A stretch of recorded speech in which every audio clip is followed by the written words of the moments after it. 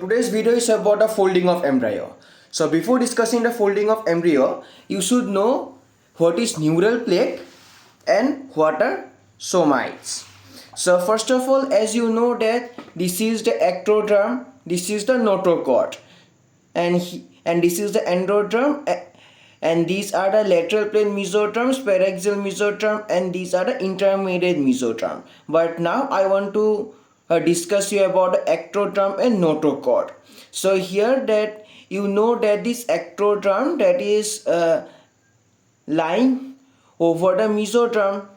Now here that is there is a portion of ectoderm which is lying over the notochord. So here that this portion of ectoderm lying over the notochord, so here changes and it undergoes changes to form a thickened like structure, and that thickened like structure is known as neural plate. So therefore that I have written the part of ectoderm lying above the notochord undergoes changes to become thickened like structure to form neural plate.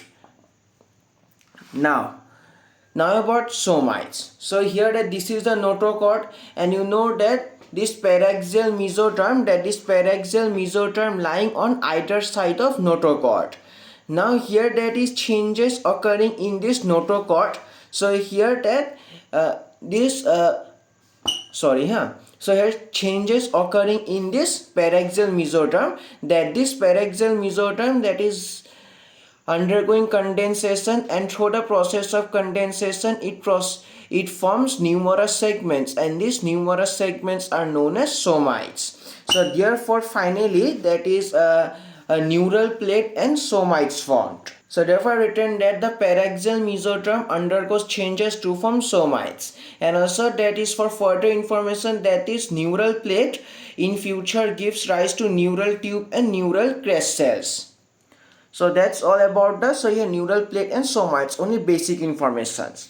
Now here that this is the condition of the embryonic disc before the folding of embryo. So first of all that this is the cranial end and this is the caudal end, because that is cranial and caudal end determined by this buccopharyngeal membrane or procaudal plate and the cloacal membrane, because this cloacal membrane that is lies towards the caudal end, and this procaudal plate or the future buccopharyngeal procaudal plate they lie towards the cranial end. So now if you see from the cranium to caudal, that here this is the septum transversum, this is the pericardial tube, and this is the buccopharyngeal membrane, and this is the neural tube, and here this is the cloacal membrane. Now so here so if this happens, then the sequence of the organs in the fetus would be like this, would be abnormal. So therefore I written that if all the organs form in the embryo on the basis of this given embryological structure, then the organ sequence in the fetus would be abnormal. I am going to tell you how. So from cranial end to caudal end, if you see, that is heart will be most cranial, mouth, brain, a digestive system. But do you think that in our body like fetus, heart is the cranial most part? No, the cranial most part is the brain. So therefore basically through the process of folding of embryo, that a folding of embryo occurs to mark the correct organ sequence. So therefore basically brain, mouth, heart and digestive system. So therefore that through this folding of embryo, that is brain becomes the cranial most end of the human body. Now in this video you have to understand that how this developing brain becomes the cranial most end. And also that is for further information, that is you should know that this neural tube in future forms brain and spinal cord, and this buccopharyngeal membrane forms mouth and oral cavity. A pericardial tube forms heart.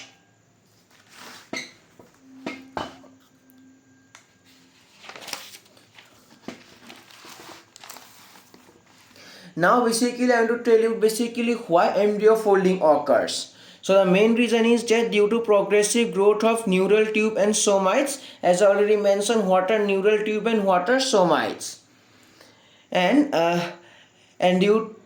there are four types of foldings occur: head fold, tail fold, and two lateral folds occur. So first of all, let's discuss about the head fold. So first of all, this is the condition before the folding of embryo, before the head fold also. Now here in head fold, I am going to mention basically about this part. So here you can see here that this head folding process going on slowly that this developing neural tube. So here coming towards the most cranial part, as I already mentioned, this is the cranial part.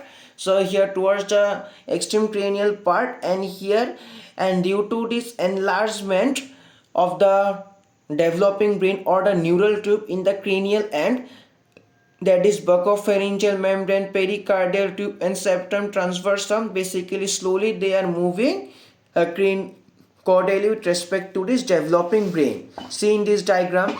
So here that due to further enlargement in the cranial end of the neural tube, that is developing brain, so here has come in the most has come more closer towards the cranial end, and they are moving more towards the caudal end now. So here finally that this head folding has been completed. So therefore now you can see here that this developing brain lies at the most cranial end, and this buccopharyngeal membrane, pericardial tube, and septum transversum lie caudally with respect to this developing brain. And also you can see here that, so this is the yolk sac. So here this is a yolk sac, basically orange color cavity is the yolk sac, and you can see here that is a portion of yolk sac, that this portion of yolk sac lying between this developing brain and this buccopharyngeal membrane, pericardial tube, and septum transversum,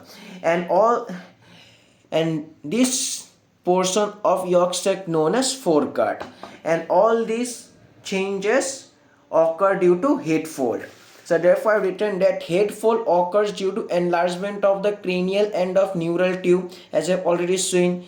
And each projection, yes, basically you can see here that this is the amniotic cavity also.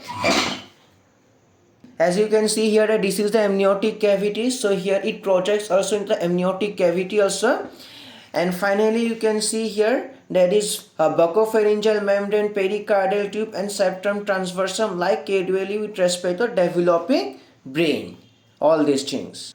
Further information also, so here results of head fold. So here formation of foregut, I have written that the portion of yolk sac lying between the developing brain and pericardial tube, septum transversum, and buccopharyngeal membrane. So here formation of foregut. And second, so here basically developing brain lies at the most cranial end.